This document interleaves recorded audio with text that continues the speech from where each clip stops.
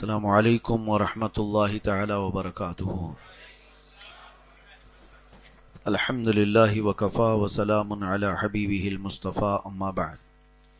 بحمدہ تعالی وبکرم مصطفیٰ صلی اللہ تعالی علیہ وسلم۔ آج کی اس شب میں قرآن عظیم کے 7 پارے تلاوت مکمل ہو چکے ہیں۔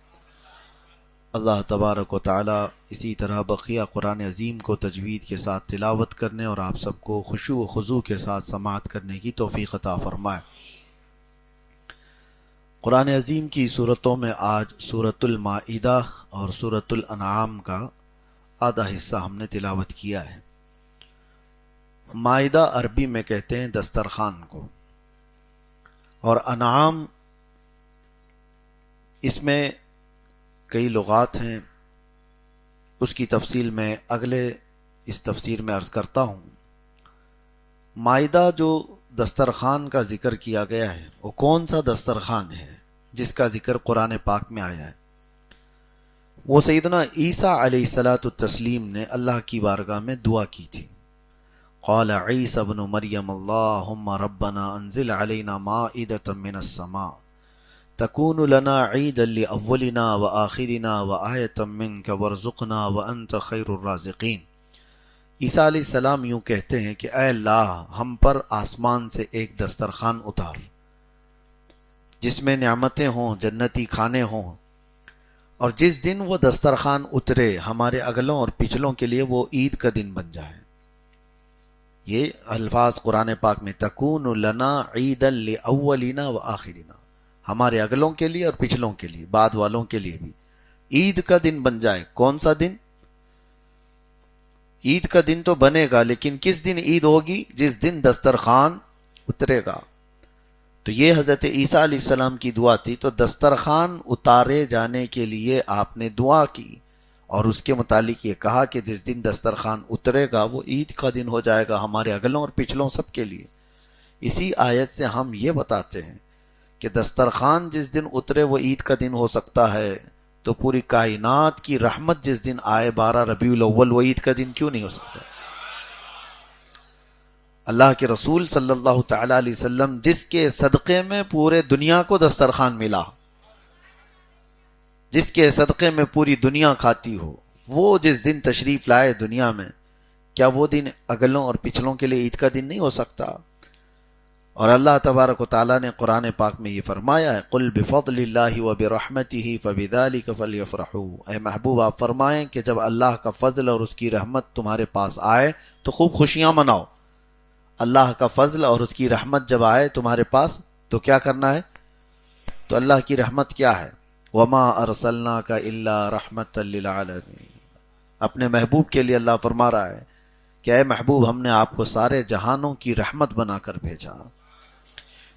تو جو لوگ ہم سے یہ سوال کرتے ہیں میلاد شرک ہے، میلاد کفر ہے، میلاد بدعت ہے، فلاں فلاں چیزیں، اکثر ہم ان سے یہ کہتے بھی ہیں کہ میلاد مبارکہ حضور صلی اللہ تعالی علیہ وسلم کے آنے کا تذکرہ کرنا، پیدا ہونے کا ذکر کرنا، یہ شرک کو کاٹنے والا عمل ہے، شرک کو ختم کرنے والا عمل ہے۔ اس لیے کہ حضور صلی اللہ تعالی علیہ وسلم کی پیدائش کا ذکر کرتے ہیں نا۔ میلاد کا مطلب کیا ہے؟ پیدا ہونا۔ جنم دن کو میلاد کا دن، یوم المیلاد کہا جاتا ہے عربی میں۔ تو حضور پاک صلی اللہ تعالی علیہ وسلم کی پیدائش کا دن منا کر سنی یہ بتاتے ہیں کہ وہ خدا نہیں ہے، وہ پیدا ہوئے ہیں۔ جو پیدا ہوتا ہے وہ خدا نہیں ہوتا ہے۔ تو شرک کو ختم کیا جا رہا ہے۔ شرک اس وقت ہوگا جب خدا کی طرح بنا لے، کسی اور کو خدا کے برابر بنا لے، تب کیا ہو جائے گا؟ تو اب ان کے متعلق ہم کو گمان ہے تم میلاد کیوں نہیں مناتے؟ حضور صلی اللہ تعالی علیہ وسلم کو تم خدا سمجھتے ہو کہ وہ پیدا نہیں ہوئے تھے؟ اگر تم خدا سمجھتے ہو تو شرک تم کر رہے ہو، ہم نہیں۔ ہم میلاد مصطفیٰ منا کر کے بتاتے ہیں میرا محمد خدا نہیں ہے۔ اے عقل والو، میرا محمد خدا نہیں ہے، مگر دلوں میں یہ نقش کر لو کہ وہ خدا سے جدا نہیں ہے۔ میں مانتا ہوں اے عقل والو۔ خیر، یہاں پر یہ ضمناً ذکر آیا اس آیت کریمہ کا، تو دسترخوان کا ذکر آیا ہے تو اللہ تبارک و تعالیٰ نے اس میں اس خاص دسترخوان کا ذکر فرمایا. ویسے جو یہ سورہ شروع ہوتی ہے، سورہ مائدہ جہاں سے شروع ہوتی ہے، اللہ تبارک و تعالیٰ نے کئی احکام اس میں بیان فرمائے. اس میں ایک بڑی آیت آئی ہے. یہودی کہتے ہیں اگر ایسی آیت ہمارے دین میں آئی ہوتی، ایسی آیت ہماری کسی کتاب میں آئی ہوتی تو ہم تو اس کو پوری دنیا کی عید مناتے ہیں. وہ کون سی آیت ہے؟ اللہ تعالیٰ نے اسی سورہ مائدہ میں فرمایا الیوم اکملت لکم دینکم واتممت علیکم نعمتی ورضیت لکم الاسلام دینا. اللہ فرماتا ہے یہ آیت جو ہے روایات میں ہے کہ حجۃ الوداع کے موقع پر نازل ہوئی. حجۃ الوداع جانتے ہیں؟ حضور پاک صلی اللہ تعالی علیہ وسلم کا آخری حج، جو اللہ کے نبی صلی اللہ تعالی علیہ وسلم نے اپنی زندگی پاک کا آخری حج فرمایا، وہی ایک حج ثابت ہے. اس حج کے موقع پر یہ آیت نازل ہوئی اور قرآن کی سب سے آخری آیت اس کو بتایا گیا. قرآن کی لاسٹ آیت. 23 سال ہو چکے تھے قرآن کو اترتے ہیں اور آخری آیت تھی یہ جس میں اللہ فرما رہا ہے آج کے دن میں نے الیوم اکملت لکم دینکم، آج کے دن میں نے تمہارا دین کمپلیٹ کر دیا. دین ہمارا مکمل ہو گیا. دین میں اب کوئی شوشہ باقی نہیں ہے. کوئی نہیں کہہ سکتا کہ ادھورا ہے ابھی دین، یا بعد میں کوئی اور آئے گا اور اس کو پھر کمپلیٹ کرے گا. ایسا نہیں. اللہ نے قرآن میں فرمایا میں نے آج کے دن تمہارا دین مکمل کر دیا. وَأَتْمَمْتُ عَلَيْكُمْ نِعْمَتِي، اور میں نے اپنی نعمتیں تم کو تمام کر دی. یعنی دین اسلام یہ پورا جو ضابطہ دیا ہے، ایک نظام دیا ہے، اللہ فرماتا ہے یہ مکمل نعمتیں دے دیا. وَرَضِيتُ لَكُمُ الْإِسْلَامَ دِينًا، اور اللہ فرماتا ہے میں تمہیں اسلام دے کر راضی ہوا. یہ والی جو بات ہے کہ تمہارا دین کمپلیٹ ہو گیا، یہ پچھلی امتوں میں کسی کو نہیں کہا گیا ہے. نہ موسیٰ علیہ السلام کی کتاب میں، نہ داؤد علیہ السلام کی کتاب میں، نہ ابراہیم علیہ السلام کے صحیفوں میں، کہیں پر بھی یہ بات نہیں آئی کہ آج تمہارا دین کمپلیٹ ہو گیا. نہیں، ان کو دین دیا جا رہا تھا، کتابیں دی جا رہی تھی، کچھ چیزیں باقی تھی تو کہا جاتا کہ اگلے نبی اس کو کمپلیٹ کریں گے، اس کے بعد پھر دوسرے رسول آئیں گے، دوسرے رسول کے بعد پھر بعد میں جو رسول آئیں گے وہ اپنی پچھلی شریعت کو ختم کرتے ہیں. مثال کے طور پر حضرت آدم علیہ السلام کی شریعت میں، آدم علیہ السلام کی شریعت میں کچھ چیزیں جائز تھی، بعد میں حضرت نوح علیہ السلام کے آتے ہی وہ چیزیں حرام ہو گئیں. بھائی اور بہن کا نکاح حضرت آدم علیہ السلام کی شریعت میں جائز تھا. وجہ یہ ہے کہ انسانوں کی ابتدا ہی اس وقت ہے، دوسرے کہاں سے ہوتے ہیں؟ آدم علیہ السلام کی جو اولاد تھی ان میں سے ایک دوسرے کا نکاح جائز تھا. بعد میں جب انسانوں کی تعداد بڑھ گئی تو پھر یہ حرام قرار دے دیا گیا. پھر بہنوں سے نکاح نہیں، یہ شریعت کو، پہلی والی شریعت کو ختم کر دیا گیا. نوح علیہ السلام کی شریعت میں کچھ چیزیں جائز تھیں، پھر اس کے بعد آنے والے نبیوں میں اور آگے آنے والے حضرت ابراہیم علیہ السلام کی شریعت میں وہ چیزیں ختم کر دی گئی. ابراہیم علیہ السلام کی شریعت میں کچھ چیزیں جائز تھیں، اس کو بعد میں آتے ہوئے موسیٰ علیہ السلام، عیسیٰ علیہ السلام کی شریعتوں میں ختم کر دیا گیا. تو ایسے ہی ایک حکم تھا اور اس کو بعد والے رسول آ کر ختم کرتے. اخیر میں آئے محمد الرسول اللہ صلی اللہ علیہ وسلم، اور میرے آقا صلی اللہ تعالی علیہ وسلم پر یہ قرآن اترا، اور اس کے بعد پھر یہ اعلان ہو گیا آئی نئی حکومت، سکہ نیا چلے، عالم میں رنگ بدلا صبح شب ولادت. اب حضور پاک صلی اللہ تعالی علیہ وسلم کے آنے کے بعد پچھلی امتوں کے ساری شریعتیں منسوخ ہو گئی، ختم ہو گئی. حکم چلے گا تو صرف اور صرف قرآن عظیم کا ہوگا. اب یہ کمپلیٹ کرنے والی کتاب آ گئی. ہم نے آج کئی جگہ پر یہ تلاوت کی ہے، وہ مصدقا لما بین یدیہ، یعنی یہ قرآن نئی کتاب تو ہے، حضور صلی اللہ تعالی علیہ وسلم پر اتاری گئی، لیکن پچھلی کتابوں کی یہ تائید کرتا ہے اور تصدیق کرتا ہے. تورات کا، انجیل کا، ایسا نہیں کہ پورا انکار کر دے وہ کتابیں ہی نہیں تھی. نہیں، قرآن ان کتابوں کی تصدیق کرتے ہوئے آیا ہے، ان رسولوں کی تصدیق کرتے ہوئے آیا ہے. قرآن کو ایسا آپ نہ سمجھیں کہ قرآن آنے کے بعد وہ کتابیں سچ تھی نہیں. ہمارا ایمان ہے ان کتابوں پر، تورات پر، انجیل پر، زبور پر، لیکن ان کتابوں پر جو اللہ نے اپنے نبیوں پر اتارا تھا، ان کتابوں پر نہیں جو انہوں نے بنا لیا. جو اللہ تعالیٰ نے اپنے نبیوں پر اتارا تھا، وہ کتابوں پر ایمان رکھنا، یہ تو ہمارے ایمان کا حصہ ہے. اگر آپ نے ان کتابوں کا انکار کیا تو آپ مومن ہی نہیں. تو اب قرآن عظیم کے آنے کے بعد ساری شریعتیں منسوخ ہو گئی. اب سنیے ایک روایت میں بتاتا ہوں. بعض لوگ اس چیز کو سوال بھی کر رہے تھے، اس لیے حضرت سیدنا عمر ابن خطاب رضی اللہ تعالیٰ، حضور صلی اللہ تعالیٰ علیہ وسلم بیٹھے ہیں، حضرت ابو بکر صدیق رضی اللہ تعالیٰ عنہ بھی بیٹھے ہیں. حضرت عمر کے پاس تورات تھی. تورات جانتے ہیں؟ یہ موسیٰ علیہ السلام پر اتاری ہوئی کتاب ہے. پچھلی امتیں اس کو پڑھتی رہیں، یہودیوں کیا اس کی تلاوت ہوتی رہی، اس کے احکام چلتے رہے. تو حضرت عمر ابن خطاب رضی اللہ تعالیٰ عنہ کے ہاتھ میں تورات تھی، آپ وہ پڑھ رہے تھے. دیکھیں اللہ کی کتاب ہے، ہمارا ایمان ہے اس پر. حضور پاک صلی اللہ تعالیٰ علیہ وسلم کا چہرہ سرخ ہوتا رہا اور حضرت عمر پھر پڑھتے رہے.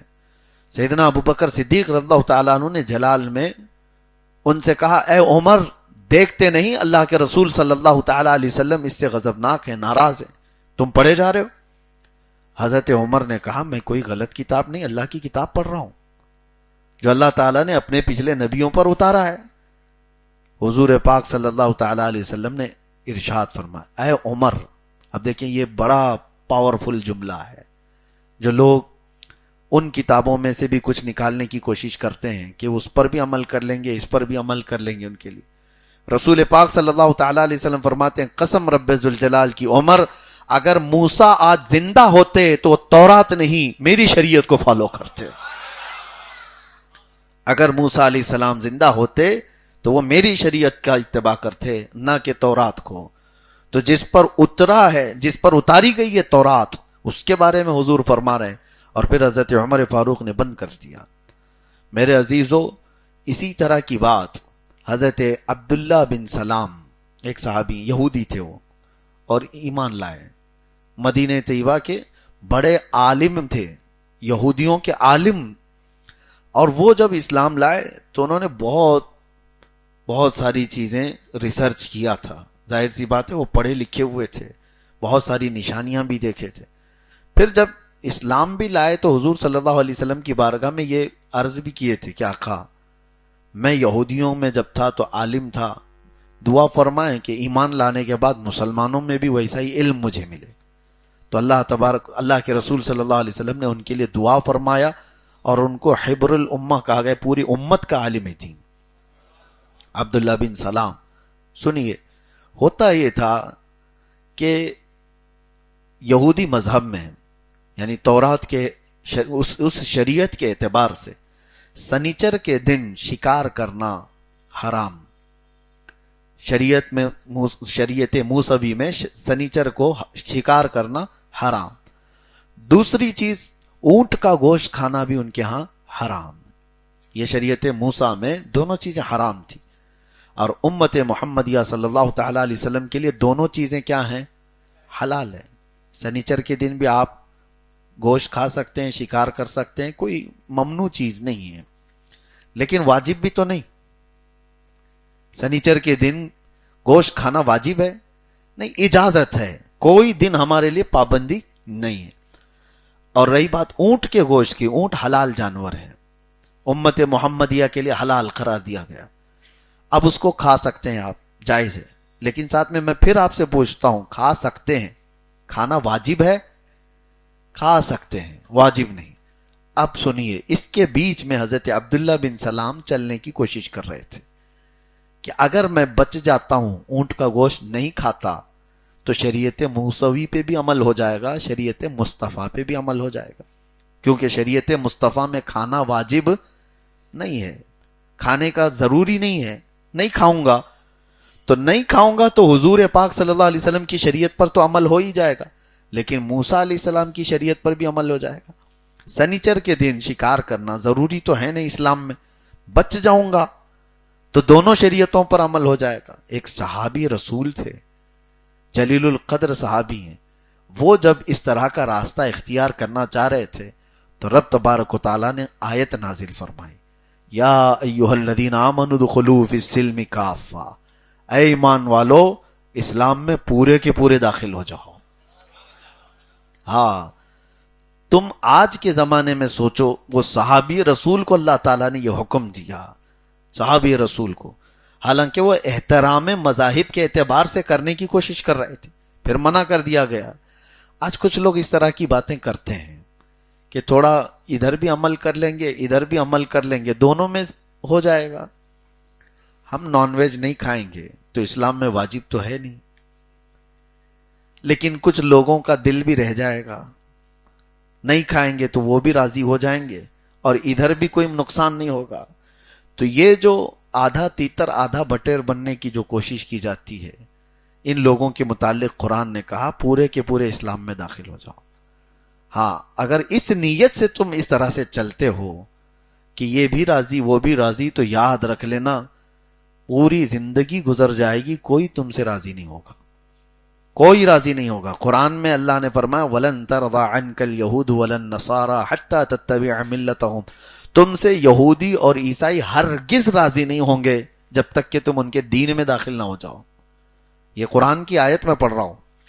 تو راضی کرنے کے لیے جو چکر چلائے جاتے ہیں اس میں کبھی بھی تم راضی نہیں کر سکتے۔ ہم نے دیکھا ہے آج بھی حالات کو، بیچارے برسوں ان کی خدمت کرنے والے لوگ بھی ایک دن اگر ان سے کوئی ایسی چیز سرزد ہو گئی تو پرانی خدمات سب بھلا دی جاتی ہیں اور مسلمان نام سے ان کو مار دیا جاتا ہے۔ تو یا تو پھر تمہیں سب چھوڑ کر کے اگر وہی چیز پسند ہے تو پھر چلے جاؤ، لیکن اسلام میں رہنا ہے تو اللہ تبارک و تعالیٰ کی رضا کو سب سے بڑی پرائیورٹی، پہلی ترجیح کہ اللہ تبارک و تعالیٰ کی رضا اور اس کے رسول کی رضا، یہ سب سے پہلی چیز ہے ہمارے۔ دنیا روٹتی ہے تو روٹے، وہ سب کبھی راضی ہو نہیں سکتے۔ یہ آیتیں میں نے آپ کے سامنے تلاوت کی، اور اسلام کے بارے میں اللہ کیا فرماتا ہے وَرَضِيتُ لَكُمُ الْإِسْلَامَ دِينًا، میں تمہیں اسلام دے کر راضی ہوا۔ یہ اللہ کا پسندیدہ دین ہے۔ کبھی آپ اندازہ کرتے ہو چلتے پھرتے آپ مسلمان ہوئے، تمہارے گھروں میں اسلام ہے، یہ بائی برتھ آپ کو مل گیا ہے، بغیر محنت کے ملا ہے، اسی لیے مسلمانوں کو اس کی قدر نہیں ہے۔ یہ اتنی بڑی نعمت ہے کہ اس دین کی خواہش پچھلے نبی کیا کرتے تھے، بنی اسرائیل کے انبیاء کرام خواہش کرتے تھے کہ اللہ آخری نبی کی امت میں ہمیں پیدا کر دیں۔ مجھے بتاؤ ہم میں سے کون دعا کر کے اس امت میں پیدا ہوا ہے؟ ہم کو اللہ تبارک و تعالیٰ نے یوں ہی عطا کیا ہے، اور اتنی بڑی نعمت کہ یہ دینے کے بعد رب تعالیٰ پھر فرماتا ہے میں تم کو یہ دین دے کر راضی ہوا۔ پچھلی امتوں پر بھی اللہ تعالیٰ نے دین اتارے ہیں، موسیٰ علیہ السلام ہو، عیسیٰ علیہ السلام ہو، ابراہیم علیہ السلام ہو، ان کی سب امتوں کو جو جو شریعت دی گئی، کہیں پر بھی اللہ تعالیٰ نے یہ نہیں فرمایا کہ میں تمہیں دین دے کر راضی ہوا۔ اسلام کے متعلق اللہ تعالیٰ فرماتا ہے میں نے کمپلیٹ کر دیا، دین جو ہے اب یہ قیامت تک یہی چلے گا اور تم کو دے کر راضی ہوا۔ انکمپلیٹ کچھ بھی نہیں ہے اس کے اندر۔ اور ایک چیلنج ہے ہمارا ہے، پوری دنیا بھر کے جتنے بھی مذاہب کو فالو کرنے والے لوگ ہیں، وہ انسانی زندگی کے ہر شعبے کا حل اپنے مذہب سے لا کر کے دکھائیں، نہیں ہوگا۔ بہت ساری جگہوں پر کچھ تو ایسے ہیں ہوا میں اڑتے ہوئے مذہب ہیں، ان کی نہ کتاب ہے نہ کوئی چیز ہے، وہ چلتے پھرتے دین ہیں، ان کا کچھ ہے ہی نہیں۔ لیکن کتاب لا پوری فالو کرنے والے جو مذاہب ہیں ان کی بات میں کر رہا ہوں۔ باقی یوں ہی جو آستھا پاستہ کرتے ہوئے جو لوگ دین اختیار کر گئے، ان کی تو نہ کتابوں کا حال ہے، نہ ہی ان کی عبادات کے متعلق ان کے پاس کچھ قانون بنے ہوئے ہیں، نہ شادی کے کچھ نہیں۔ بڑوں نے اس طرح سے کہا کہ پرمپرا ہے، پرمپرا ہے، وہی چیز چلتی چلی گئی۔ اسلام میں ایک ایک چیز کو باندھ کر کے رکھا گیا ہے، ایک ایک مسئلے کو بتا کر رکھا گیا ہے۔ آپ کسی بھی اینگل سے جا کر کے آپ معلوم کر لیں، تمہاری شادی کا بھی مسئلہ آ جائے، کیا چیز حلال ہے کیا چیز حرام ہے، یہ قرآن تمہیں بتا دے گا۔ شریعت مصطفیٰ صلی اللہ تعالی علیہ وسلم میں حتیٰ کہ تمہیں چلنے کے آداب، تمہارے بیٹھنے کے آداب، تمہارے سونے کے آداب، تمہارے کھانے کے آداب، تمہارے پینے کے طریقے، یہ تو چلے اتنے ہی ہوئے، استنجا جانے کے طریقے، تمہیں وہاں پر طہارت لینے کے طریقے، ارے تمہارے کپڑے پر تھوڑی نجاست لگ جائے، اس نجاست کو پاک کرنے کے لیے جو مسئلے لکھے گئے، کتابیں بھر گئی ہیں، کتابیں بھری ہوئی ہیں۔ کہ نجاست کی بھی قسمیں کر دی فقہائے کرام نے. نجاست یعنی اڑتے ہوئے پرندے اگر وہ بیٹ کر دیے، وہ پکانا کر دیے، ان میں بھی دو قسم کے پرندے ہیں. حلال پرندے الگ ہیں، حرام پرندے الگ ہیں. کس کی بیٹ گری ہے تمہارے کپڑے پر؟ جانوروں میں بھی کچھ وہ جانور ہیں جن کا کھانا حلال ہے، جن کا، اور کچھ وہ جانور ہیں جن کا کھانا حرام ہے. کون سے جانور کا تھوک لگا، کون سے جانور کا پیشاب لگا، کون سے جانور کی لید لگی، سب کے مسائل یہ فقہ اسلام میں بتائے گئے. پھر کپڑے کے متعلق بھی اتنا ہی نہیں ہے، خالی میں صرف طہارت کی بات کر رہا ہوں. نجاست لگی، اگر پیشاب پکانا یا کسی کا جوٹا لگا ہو جانوروں کا، تو اس کو پاک کرنے کے طریقے بھی الگ الگ. یعنی کون سے کپڑے پر لگی ہے، پتلا کپڑا ہے کہ موٹا کپڑا ہے، جاڑا کپڑا ہے. اور اس کے بعد پھر اگر چھوٹی نجاست ہے تو اس کی کتنی مقدار لگی ہو تو کتنا اس سے پاک ہو جائے گا. بڑی نجاست لگی ہے پخانا وغیرہ تو کتنا دھونے سے پاک ہوگا. یہ سب میں چیلنج کے ساتھ کہتا ہوں، کوئی دنیا کی دوسرے مذہب کے لا لا کر کے دکھا دو تمہارے ایک کپڑے کو پاک کرنے کے لیے. حد ہو گئی میرے عزیزوں. اگر آپ فقہ میں اس سمندر میں غوطے کھاتے چلے جائیں یہ کبھی ختم ہی نہیں ہوتا. گھر کے اندر شیشی رکھی ہے گھی کی، اس کے اندر اگر نجاست گر گئی تو اس کے پاک کرنے کے طریقوں پر پوری کتاب لکھی ہوئی ہے. ہاں، تیل میں اگر کوئی چیز گر گئی، گھی میں کوئی چیز گر گئی، نجاست، یہ ساری چیزیں. دودھ میں اگر کوئی چیز گر گئی تو کیسے پاک کریں؟ نہانے کے برتن، نہانے کی بالٹی میں کوئی چیز گر گئی، تمہارا ہاتھ لگا ہے یا کوئی چیز اس کے اندر پانی میں آ کر مل گئی ہے تو اس کی بھی قسمیں ہیں. صابن گرا ہے کہ پھول پتی گری ہے یا پھر کوئی نجاست گری ہے، ہر چیز میں اس پانی کو پاک کرنے کا طریقہ بتایا گیا کہ اس پانی میں اتنا پانی اور ملا دو کہ وہ پانی کم ہو جائے.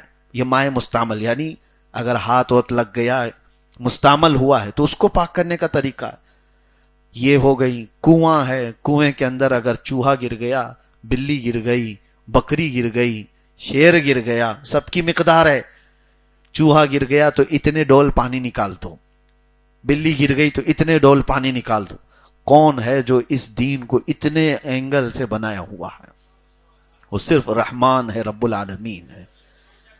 طہارت کے مسائل پر ہی اگر میں آپ سے بات کروں تو رات پوری ہو جائے. میرے عزیزو، اتنا ہی نہیں ہے، ہمارے کپڑوں کی پاکی صفائی، ہمارے کھانوں کے پاکی صفائی، اور گھر کے اندر کے موجود پانی کی صفائی. اتنے ہی نہیں بلکہ بستروں پر اگر کوئی چیز لگ جائے، مسئلے اگر آپ اٹھا کر کے پڑھیں گے تو شیشے پر بھی اگر کوئی نجاست لگ گئی تو اس کو پاک کرنے کا طریقہ، زمین پر اگر نجاست گر گئی ہو تو اس کو پاک کرنے کا طریقہ. ایک ہے اندر کی زمین، ایک ہے باہر کے میدان کی زمین، دونوں کو پاک کرنے کا طریقہ الگ ہے. بڑا میدان ہے تو کیا اس کو بھی کپڑوں کی طرح پاک کیا جائے گا؟ کپڑے پر نجاست لگے تو 3 بار دھو اور 3 بار نچوڑ دو اور سکھا دو، پاک ہو گیا. میدان پر نجاست لگی ہے تو کیا کریں؟ اس کے لیے بھی حکم بتایا گیا کہ تیز پانی سے اس کو بہا دیا جائے اور سورج کی تیز گرمی اس پر پڑے تو وہ زمین پاک ہو گئی. زمینوں کے پاک کرنے کے طریقے میرے عزیزو یہ صرف اور صرف طہارت کے مسائل ہیں. اس کے بعد زندگی کے اور دیگر مسائل کی طرف آپ جائیں، اتنے لاک کہیں نہیں ملیں گے آپ کو جو اسلام کمپلیٹ بتا رہا ہے. قرآن کہہ رہا ہے الیوم اکملت لکم دینکم، اللہ فرما رہا ہے آج میں نے تمہارا دین مکمل کیا ہے. مجھ جیسا ایک چھوٹا طالب علم یہ بیٹھ کر کے چیلنج کر سکتا ہے کہ زندگی کے کسی بھی اینگل سے کوئی مسئلہ تمہیں لگتا ہو، آؤ ہم قرآن اور حدیث سے اس کا حل بتا دیں گے. یہ تو اللہ تبارک و تعالیٰ کا وہ دین ہے جس نے کوئی چیز خالی نہیں چھوڑی، کوئی چیز نہیں. تمہارے چلنے کے طریقے، تمہارے بیٹھنے کے طریقے، تم پر ایک عبادت فرض کر دی گئی، نماز فرض کر دی گئی. اب اس میں بڑے مسئلے آتے ہیں. انسان ایک طبیعت کے نہیں ہیں، سب کی طبیعتیں الگ ہیں. کوئی بوڑھا ہے، کوئی جوان ہے، کوئی بچہ ہے، سب کی کیٹیگری الگ الگ ہیں. کوئی گونگا ہے، کوئی بہرا ہے، سب کے لیے مسائل نماز کے بتائے گئے. اگر کوئی لنگڑا ہے تو وہ کیسے نماز پڑھے؟ کوئی لولا ہے تو ہاتھ اٹھا سکتا ہی نہیں ہے، اور کوئی گونگا ہے پڑھ سکتا نہیں، اس کے لیے کیا مسائل ہیں؟ سارے ایکسیپشنز کے ساتھ یہ مسائل شرعیہ بتائے گئے ہیں، ایک بھی چیز چھوڑی نہیں گئی. آپ کے ذہن میں کوئی چیز گزر رہی ہو تو بتاؤ، اسلام اس کا بھی جواب دیا ہوا ہے. صرف تنہا امام اعظم ابو حنیفہ رضی اللہ تعالیٰ عنہ نے 80 لاکھ مسئلوں کا حل بتایا ہے. باقی اماموں کی بات تو چھوڑے, ان کے مسائل سے جو اخذ کیا گیا ہے تو فقہ حنفی. آج دنیا کے ایک دو نہیں, تقریباً ممالک, کئی کنٹری ایسی ہیں اسلامک کنٹریز جہاں کے لا جو چلتے ہیں وہ امام اعظم ابو حنیفہ کی فقہ پر چلتے ہیں, ان کی فقہ پر چلتے ہیں. خرید و فروخت کی بات آئے, اللہ اکبر, ہم نے تو پوری اتنی بڑی بڑی مجلد کتابیں دیکھی, پوری پڑھ بھی نہیں پاتے تھے 6 مہینے, صرف خرید و فروخت کے معاملات پر. اور اس میں آپ کو ایسا لگتا ہوگا خرید و فروخت میں کیا مسئلہ ہوگا, گیا یوں لیا اور آ گیا. شریعت اسلامیہ نے ہر اینگل سے بتایا ہے. تم گھوڑا خرید رہے ہو کہ کپڑا خرید رہے ہو کہ غلام خرید رہے ہو کہ سامان خرید رہے ہو, اور ہر چیز کی الگ الگ ویلیو بتائی گئی ہے, اور تمہیں کتنے دن کا اختیار ہے خریدنے والے کو اور بیچنے والے کو. خیار عیب ہے, خیار شرط ہے. یہ مسائل میں اس لیے آپ کو بتا رہا ہوں, اسلام اتنا کمپلیٹ ہے کہ ایک سوراخ بھی اس میں باقی نہیں ہے, ایک سوراخ بھی باقی نہیں ہے. بازار میں جاؤ اور تمہارے لیے سارے مسائل شریعت طاہرہ نے لکھ کر رکھے. حتیٰ کہ آج کرپٹو کرنسی آئی ہے, آج کے زمانے میں ڈیجیٹل کرنسی کا دور ہے, آج شیئر مارکیٹ کے مسائل ہیں. لیکن کوئی یہ کہہ سکتا تھا کہ 1400 سال پرانا دین شیئر مارکیٹ کو کیا بتائے گا, کرپٹو کرنسی کو کیا بتائے گا؟ بلکہ 1400 سال پہلے ہی میرے آقا صلی اللہ تعالی علیہ وسلم کے صحابہ میں جو لین دین ہوا اسی کو اخذ کر کے آج کے فقہائے کرام نے اس کرپٹو کرنسی کے بھی مسائل کو حل بتایا ہے, آج کے شیئر مارکیٹ کے مسائل کا بھی حل بتایا. اسلام پورا ایسا نہیں ہے کہ اب کچھ لوگ یہ اعتراض کریں کہ کہاں لکھا ہے. اسلام جو ہے وہ تھیوری بتاتا ہے, تھیوری ہے, بہت ساری چیزیں, فارمولے ہیں, کچھ ایسے فارمولے ہیں اس پر تم قیامت تک دیکھتے جاؤ. ایک ہی میرے آقا صلی اللہ علیہ وسلم کا جملہ ہے, کل مسکرین حرام, ہر نشہ لانے والی چیز حرام ہے. اب تم اس کا نام وسکی رکھو, ووڈکا رکھو, کریزی واٹر رکھو, کچھ بھی رکھو, لیکن اگر وہ چیز اس کے اندر آ گئی, حضور نے کیا فرمایا, کل مسکرین حرام, ہر نشہ لانے والی چیز حرام. یہ ہے فارمولا, نام نہیں دیے گئے ہیں کہ یہ والی شراب حرام ہے, ہاں دیسی شراب نہیں حرام ہے, فلاں کی شراب حرام ہے. ناموں کا کیا ہے, حضور نے کوالٹی بتائی, جس چیز کے اندر ابھی نشہ آتا ہو وہ چیز حرام ہے. اب اس میں نئے نشے جتنے بھی آئیں, بچوں نے بہت کچھ ایجاد کر لیے ہیں, بہت کچھ. یہ تو کھانے پینے کی چیزیں, اور گاڑیوں کے پیٹرول بھی نہیں چھوڑتے, نشہ کرنے کے لیے وہ بھی چیزیں آج استعمال ہو رہی, وائٹنر ہوئے, پتہ نہیں کون سا بٹن ہے, کون سی چیز بچ گئی بیچارے یہ نشیڑیوں سے, یہ سب کھا جاتے ہیں. میں تو یہاں تک دیکھا کہ جیل کے اندر چرس گانجا نہیں مل رہا ہے, بہت پابندی, حالانکہ سب آتا ہے, سب چیزیں پاس ہوتی ہیں اور خاکی لوگ ہی لے کے آتے ہیں.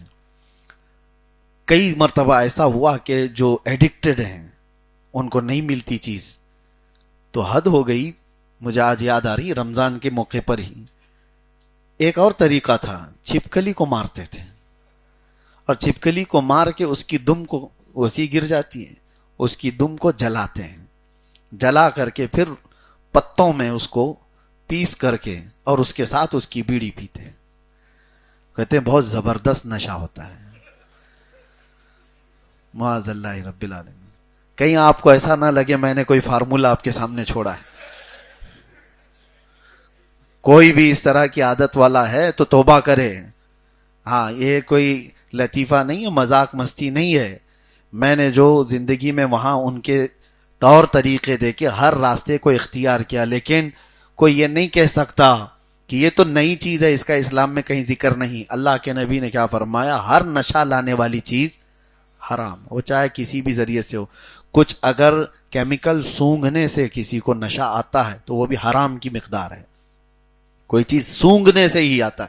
حتیٰ کہ فقہ میں یہ بھی بتایا گیا ہے کہ بھوکے تھے آپ بہت دیر تک بھوکے تھے, دن بھر, اور رات کو خوب پیٹ بھر کر چاول کھا لیا, اور چاول سے نشہ آتا ہے. پکے ہوئے چاول سے اگر پیٹ بھر کر کے کھا لیا اور غنودگی آ رہی ہے آپ کو, دماغ پر چڑھا ہوا ہے, تو وہ کھانا آپ کا حرام ہو گیا, کیونکہ وہ نشہ لایا ہے. حالانکہ حلال چیز کھائی ہے آپ نے, لیکن اتنی مقدار میں کھایا اس حلال کو کہ وہ نشہ ہو گیا. بات یہ کر رہا تھا کہ اسلام نے کسی شوشے میں چھوڑا نہیں, کسی شوشے میں نہیں. وہ کس حد تک آپ سوچ سکتے ہو وہاں اسلام نے اپنے دروازے بند کر کے دکھا دیے ہیں, کسی بھی راستے سے. یہ چاہے برائیوں کے راستے ہوں. لوگ آج سوچتے ہیں کہ جتنے قانون بنے ہر سال پارلیمنٹ میں بیٹھ کر امینڈمنٹ کرنا پڑتا ہے. پچھلا والا قانون اب ناکافی ہو گیا ہے, تھوڑا سا اس میں امینڈمنٹ لایا جائے, سزا بڑھا دی جائے. اسلام میں امینڈمنٹ کرنے کا اب کوئی چانس نہیں. کوئی دوسرا نبی آنے والا نہیں. جو رسول پاک صلی اللہ تعالی علیہ وسلم نے فرمایا زنا کی جو سزا مقرر کر دی گئی وہ قیامت تک کی ہوگی, اس میں امینڈمنٹ نہیں ہے چوری کے لیے. لیکن یہ اتنا آسان نہیں ہے, اس کے قانون اتنے بنائے گئے زنا پر سزا دینے کے لیے, چوری پر ہاتھ کاٹنے کے لیے. لوگ واویلا مچاتے ہیں اسلام میں یہ سختیاں ہیں. اسلام نے سب سے بہترین اس پوری کائنات میں برائیوں سے روکنے کا حل پیش کیا ہے. اور آپ کو میں بتاؤں, یہ جو میں باتیں بتا رہا ہوں پوری دنیا اسی کی دشمن ہے. اگر آپ نماز, روزہ, حج, زکوٰۃ کی تبلیغ کرتے رہو کبھی آپ کو نہیں کہا جائے گا. ایک بار بھی کسی خطیب نے یا کسی مفکر نے, کسی دانشور اسلامی اعلان کر دیا کہ اے لوگوں شریعہ لا کو قائم کرو, نظام مصطفیٰ کو قائم کرو, دیکھنا پورے کے پورے کتوں کی طرح اس کے اوپر حملہ آور ہو جائیں گے. نظام مصطفیٰ کی دشمن ہے پوری دنیا, اس لیے کہ ان کو پتا ہے. دیکھیں حالانکہ کوئی جرم کی بات نہیں. آپ ڈیموکریسی پیش کرو, لینن کے خیالات ہیں, مارکسزم ہے, سوشلزم ہے, کمیونزم ہے, دنیا کے یہ نظام ہے حکومت چلانے کے لیے. اس میں اگر کبھی کسی مسلمان نے کہا دنیا بھر میں حکومت چلانے کے نظام کہیں ڈیموکریسی ہے کہیں کمیونسٹ ہیں, اسی طرح سے خلافت بھی تو ایک نظام ہے, لیکن اس بات کو کوئی ہضم نہیں کرتا, سختی سے اس کو روکا جاتا ہے. اس کی وجہ یہ ہے کہ پوری دنیا اسی نظام اسلام کی دشمن ہے. وہ عبادات کی نہیں, وہ تمہارے عبادات کی نہیں, نظام کی جب بات کی جائے گی تو دشمنی ہوگی. دو جملے کبھی تمہاری زبان پر دنیا دیکھنا نہیں چاہتی, ایک خلافت اور ایک جہاد. یہ دو لفظ زبان پر لانا نہیں, دنیا اس کی دشمن ہے. بہرحال اللہ تبارک و تعالیٰ نے وہ دین ہمیں دیا ہے جس پر جتنا فخر کرو وہ کم ہے, جتنا فخر کرو وہ کم ہے, جس کے پاس ہر چیز کا حل موجود ہو. دنیا پیاسی ہے آج اپنے دلوں کا اطمینان دیکھنے کے لیے, اور اللہ تعالیٰ نے تمہیں کھول کر کے بیان کیا ہے تمہارے دل کا قرار کہاں ہے, تمہارے آنکھوں کی حیا کہاں ہے, تمہارے جسموں کا سکون کہاں ہے. ہر شے کو اللہ تعالیٰ نے تمہارے اس دین میں بتایا ہے. عورتوں کے پاس جانے کے حقوق کس طرح کے ہیں, اولاد کی تربیت کیسی ہے, تمہارے رشتوں میں کیسے محبتیں. مجھے تو حیرت ہوتی ہے, امریکہ والے کچھ ہمارے پاس بات کرتے ہیں, کہتے ہیں وہاں پر ایک دن منایا جاتا ہے, وہ گرینڈ فادر گرینڈ مادر جو ان کے ہوتے ہیں, دادا یا دادی, بچے اگر ان کو دیکھنے کے لیے آ جائیں تو وہ ان کی عید کا دن ہوتا ہے. یعنی پورا گھر سجا دیتے ہیں کہ پوتا آیا یا پوتی آئے. میں نے پوچھا یہ کیا دن ہے, یہ grand father day, grand mother day, یہ کتنے ڈے کیا ہیں؟ کہا کہ ہوتا یہ ہے کہ وہ زندگی بھر کبھی اپنی اولاد کو دیکھ ہی نہیں پاتے, یہ نظام ہی نہیں ہے. جیسی ہی بچہ تھوڑا سا بڑا ہو گیا تو ماں باپ سے بھی وہ دور ہے. یہ اللہ کا بڑا احسان ہے کہ ابھی ہماری روایات باقی ہیں اور ہم جوائنٹ رہتے ہیں, بھائیوں کو دیکھتے ہیں, ماں باپ کو دیکھتے ہیں, دادا دادی نانا نانی. یہ تو تصور ہی ختم ہو گیا, اور دنیا نے نظام, ہر نظام پر حملہ کیا ہے. شادی کا تصور ختم ہو جائے, اسی لیے وہاں پر یہ رواج قرار دے دیا گیا کہ لیونگ, یہ جو ہے لیو ان لیونگ کیا ہے, یہ ریلیشن, یہ تمام چیزیں یہ صرف اور صرف شیطانی تمام ان ہتھ کنڈوں کو پروموٹ کرنے کی ایک سازش. کتنے ایسے بچے ہیں جن کو ان کے باپ ہی نہیں معلوم, بہت ہیں. اور کیوں اس کو ختم کیا جا رہا ہے؟ اللہ کے نبی صلی اللہ تعالی علیہ وسلم کی اس شریعت طاہرہ کو ختم کرنے کے لیے LGBT کمیونٹی کو بہت زیادہ پروموٹ کرنا۔ اس کی وجہ کیا ہے؟ کہ نظام ختم ہو جائے۔ میں نے آج سے تقریباً 8 سال پہلے ہی آپ کے سامنے یہ بات ذکر کیا تھا، دنیا میں اب وہ چیزیں بھی آ گئی کہ لوگوں نے سلیکون کی لڑکیاں بنائی کہ اصل عورت کے ساتھ شادی کرنے کا تصور ہی ختم ہو جائے، اور اگر زنا سے تم ڈرتے ہو تو ایک ڈپلیکیٹ اس طرح کے روبوٹ کے ساتھ یا پھر سلیکون کی ایک گڑیا کے ساتھ تم اپنی زندگی گزار لو، اپنی حیات کو، اپنی لائف کو ختم کر دو۔ پوری دنیا اس پر آج محنت بھی کرتی ہے۔ نظام اسلام تنہا وہ نظام ہے جو ان تمام بے حیائیوں سے نکال کر انسان بناتا ہے، اور وہ دنیا ہے جو انسان کو جانور بنانا چاہتی ہے۔ تمہارے کپڑے اتار دو، جیسے جنگل میں جانور رہتے ہیں ویسے تم بھی رہو، ننگا رہنا یہ جانوروں کی فطرت ہے، انسان کی فطرت نہیں۔ انسان با حیا ہے، جانوروں کی فطرت ہے، ان کے یہاں ماں بہنوں کا کوئی رشتہ نہیں ہوتا، بڑے ہونے کے بعد ماں کے ساتھ بھی وہ ملاقات کر لے، بہن کے ساتھ بھی کر لے، اس کے وہاں رشتوں کا وہ نہیں ہوتا۔ اور دنیا یہ چاہتی ہے کہ ریلیشن سیکس جو ہے اس کو عام کیا جائے، یعنی اب تو دنیا یہ بھی مانگ کر رہی ہے کہ بہنوں سے نکاح کو پرمیشن دے دی جائے، اجازت دے دی جائے، یہ بھائی اور بہن نکاح کر سکیں، باپ اپنی بیٹی سے شادی کر سکے، اس کے بارے میں کورٹ میں جایا جا رہا ہے۔ یہ سب جانوروں کا نظام ہے جو دنیا چاہتی ہے کہ تم جانور بنو۔ اور اسی لیے میرے عزیزو، یہ سب چیزیں کر کے کس کو راضی کرتے ہیں؟ قرآن بار بار کہتا ہے کہ شیطان کو وہ راضی کرنا چاہتے ہیں۔ اور یہ جو ایپسٹین فائل ہے، اس میں بڑے بڑے لوگ جا کر کے کیا کرتے ہیں؟ پخانے کھاتے ہیں۔ اور یہ آج نئی بات نہیں ہمارے لیے، میں بہت پہلے اس چیز کو بیان کر چکا تھا کہ ان کے بڑے بڑے سیلیبریٹی ایک جگہ پر جمع ہوتے ہیں، انسانوں کا گوشت بھی کھا لیتے ہیں، ان کا پیشاب پخانہ بھی کھاتے ہیں، بلی چڑھاتے ہیں، خون بہاتے ہیں، اور ہر طرح کی بے حیائی اور گندگی جتنا ہو سکے وہ سب کرتے ہیں۔ وجہ یہ کہ شیطان وہاں حاضر ہو اور دنیا کی کچھ چیزیں انہیں دے دے۔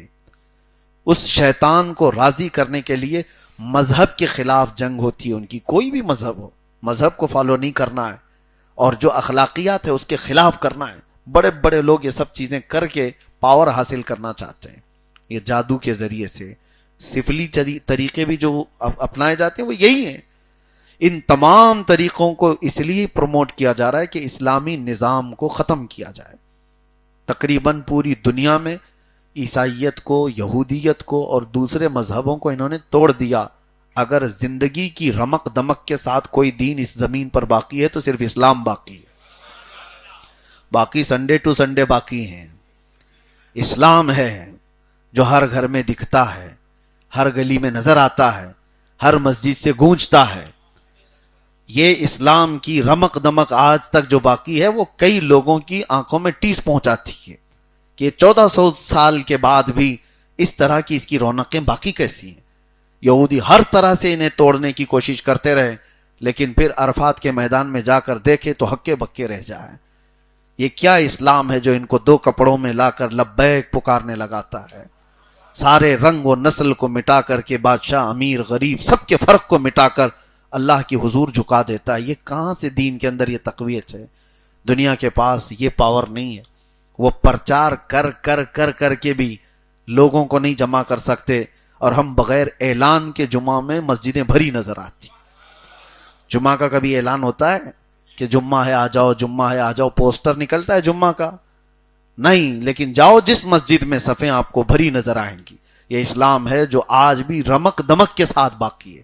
اس روئے زمین پر اتنا ایکٹیو مذہب کوئی نہیں ہے، باقی اوکیشنلی ہیں، جب ضرورت پیش آئے گی تو دین ہے، جب چیزیں ان کو لگے کہ ابھی فالو کرنا چاہیے، چھٹی کے دن ہے چلو مذہب میں آ جاؤ۔ اسلام میں چھٹی کے دن فالو کرنے کے نہیں ہوتے۔ یہاں جو مسلمان بچہ پیدا ہوا وہ پیدا ہونے سے لے کر کے قبر میں جانے تک اسلامی طریقے پر ہی چل رہا ہے۔ ہاں، ہمارے گود میں بچہ آیا ہے تو اذان پڑھ کر کے آتا ہے، اذان سن کر کے آتا ہے، اور قبر میں جاتا ہے تو نماز پڑھ کے جاتا ہے۔ دین کے اوپر ہی اس کو پورا گزارا جاتا ہے، حتیٰ کہ صرف پیدا ہونے اور مرنے تک ہی نہیں، گھر میں خوشیاں آئیں تو دین کو بھول نہ جاؤ. تمہیں ادھر ادھر گھمایا پھرایا نہیں جاتا. جوڑے کو بھی اگر رکھا جاتا ہے تو اللہ اس کے رسول کے حکم کے مطابق. نکاح کا بھی ہمارا جو مقدس ایک طریقہ ہے وہ دنیا میں نہیں ہے. اسلامی کانسیپٹ سے ہٹا کر کے آپ کو لائف نہیں گزاری جاتی. اور یہی دنیا کو چبھتا ہے کہ یہ کسی بھی جگہ پر یہ چھوڑتا نہیں ہے. اس کے گھر میں کبھی ایسا کچھ ہوں گے جو ریئر ہوں گے, جو منافق وقت ٹائپ کے جو مسلمان نظر آتے ہیں, ان کی بات میں نہیں کرتا, لیکن جو دین کو ویلیوبل سمجھتے ہیں, اپنے دین کو اہمیت دیتے ہیں, ان کا حال یہ ہے کہ وہ ایک لمحے کے لیے بھی دین سے ہٹتے نہیں ہیں. اگرچہ نماز نہیں پڑھ رہے ہیں, اگرچہ زکوٰۃ میں کمزور ہیں, اگرچہ حج میں کمزور ہیں, روزوں میں کمزور ہیں, لیکن دین اسلام ان کے چہروں سے یا ان کے گھروں سے ختم نہیں کیا جا سکتا, ختم نہیں کیا جا سکتا. اسی وجہ سے دیکھیں اب تو یہ بڑھتا ہی جاتا ہے. اب تو یہ کوئی بھی میلاد آ جائے, رمضان آ جائے, گھروں کو دیکھ کر سمجھ میں آتا ہے ہری جھنڈی کہاں دکھ رہی ہے. تو یہ جو پوری دنیا میں رمق دمک کے ساتھ جو دین باقی ہے, یہ دنیا کو تکلیف پہنچاتا ہے. اور میرے رب کا فرمان ہے کہ یہ دین اللہ تعالیٰ کا پسندیدہ دین ہے, اور صبح قیامت تک یہ چمکتا دمکتا ہی رہے گا. رب تبارک و تعالیٰ نے فرمایا, اب یہاں پر میں بات ختم کرتا ہوں, وَمَن يَبْتَغِ غَيْرَ الْإِسْلَامِ دِينًا فَلَن يُقْبَلَ مِنْهُ. اللہ فرماتا ہے دین اسلام چھوڑ کر دوسرا راستہ اختیار کرو گے, قیامت کے دن ہرگز قبول نہیں کیا جائے گا, اور آخرت میں تم بڑے خسارے میں ہوں گے. اور یہ بات یاد رکھو, تم دین کو اسی طرح سے فالو کرو کہ اس سے بڑھ کر میری کوئی خواہش نہیں, اس سے بڑھ کر میری کوئی خواہش نہیں. ایک بات میں نے اس سے قبل بھی بتایا تھا, ایک فرانس کی لڑکی کے متعلق. وہ ایمان لائی تھی, عیسائی لڑکی, اس کا انتقال ہوا. وہ جس عالم دین کے پاس ایمان لائی تھی, ان سے اس نے کہا تھا کہ میرے گھر والے بہت مارتے توڑتے ہیں میرے اسلام لانے پر, بہت ایذائیں دیتے ہیں, لیکن مر جانے کے بعد آپ ایک کام کریں, میری قبر سے اٹھا کر کے مجھے ایمان والوں کے بیچ میں دفن کر دیں. اس کی خواہش تھی. جوان لڑکی انتقال کر گئی. سنیے بڑی بات ہے. اور اس کے بعد انتقال ہوا, دفن بھی ہو گئی. وہ عالم دین کہتے ہیں کہ میں اچانک اس کی قبرستان گیا. یہ عیسائی قبرستان تھا, تو اس کی قبر تازی قبر تھی, اور جا کر کے میں نے سوچا کہ اس بچی کی وصیت تھی, ان کے ہاتھ پر ایمان لائی, ان سے قرآن پڑھی, اس کو ٹرانسفر کر دوں, لے کر کے آ جاؤں ایمان والوں کے قبرستان میں. کھول کر کے دیکھا تو وہ لڑکی نہیں وہاں پر. وہاں پر تو ایک داڑھی والے کوئی عالم دین سوئے ہیں, اور شکل صورت سب مسلمانوں کی دکھتی ہے. تو یہ گھبرا کر کے جلدی سے بند کر کے آئے, بہت اچھی طرح سے چیک کیا, ہاں وہی قبر ہے, ساری چیزیں وہی. خیر بات آئی گئی, وہ حج پر تھے اسی سال. سنیے, حج کے زمانے میں مکۃ المکرمہ جنت المعلی قبرستان ہے. اس جنت المعلی قبرستان میں ایک حادثہ ہوا, مکہ والوں میں مشہور ہو گئی بات. ہوا یہ کہ وہاں پر ایک بڑا خاندان تھا مکہ والے, ان کے اجازت سے ایک دوسری میت کو ان کے گھر والوں کی قبر میں دفن کرنا تھا. گھر والوں نے کہا کہ ٹھیک ہے, وہاں تو قبریں کھود دی جاتی ہیں. تو جس قبر کو کھودی گئی وہ ایک عالم دین کی تھی, وہ جو مکہ کے رہنے والے تھے. تو لوگوں کو سب پتا تھا کہ ابھی ابھی ان کا انتقال ہوا اور اس قبر میں ان کو دفن کیا گیا, لیکن اس کو کھود کر دوسرے کو وہاں پر دفنا رہے تھے. تو دیکھا گیا کہ وہاں پر ایک خوبصورت لڑکی سوئی ہوئی ہے. تو لوگوں کو حیرت ہوئی کہ یہاں, اور یہ جسم تازہ بھی ہے. یہ بات پھیل گئی کہ پھر وہ کہاں ہے, اس کی قبر کہاں ہے جس کو ہم نے دفن کیا اس قبر میں. تو وہ جو فرانس کے رہنے والے عالم تھے, ان کے کانوں میں یہ بات آئی کہ ایسا کچھ مکہ کے قبرستان میں دیکھا گیا. وہ قریب آئے دیکھنے کے لیے, لاش دیکھا تو فوراً پہچان گئے, یہ وہ لڑکی ہے جو میرے ہاتھ میں اسلام قبول کی, اور اس کو وہاں دفن کیا گیا تھا عیسائی قبرستان میں, لیکن یہ یہاں کس طرح سے ہے مجھے اندازہ نہیں. پھر انہوں نے کہا حادثہ تو ہمارے ہاں بھی ہوا ہے, میں نے ایک داڑھی والے شخص کو ہمارے علاقے کے عیسائی قبرستان میں دیکھا. تو شکل و حلیہ پوچھا گیا تو ہو بہو وہی شکل و حلیہ انہوں نے بتایا جو مکہ کے عالم کی قبر میں تھا. تو یہ ٹرانسفر ادھر کا ادھر ادھر کا ادھر کیسے؟ ایک بڑا مسئلہ تھا یہ. سنیے اس کو، یہ ہر ایک کے لیے میں نصیحت کر رہا ہوں.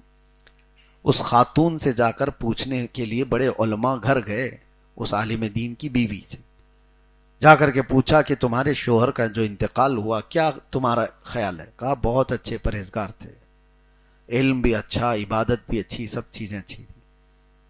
کہا تو پھر کیسے ایسا ہو سکتا ہے؟ آپس میں ایک دوسرے سے لوگ بات کر رہے تھے. بیوی نے پوچھا ہوا کیا ہے یہ تو بتاؤ. لوگ بتا نہیں رہے تھے. بعد میں لوگوں نے بتایا اس کی بیوی سے کہ دراصل ایک حادثہ ہوا ہے.